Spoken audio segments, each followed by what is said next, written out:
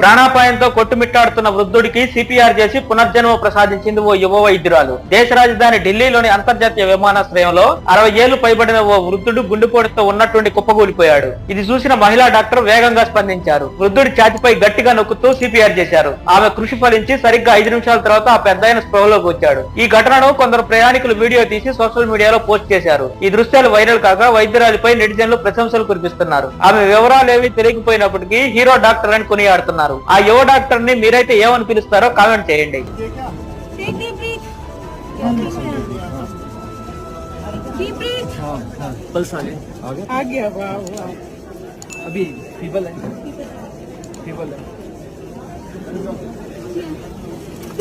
नहीं आ गया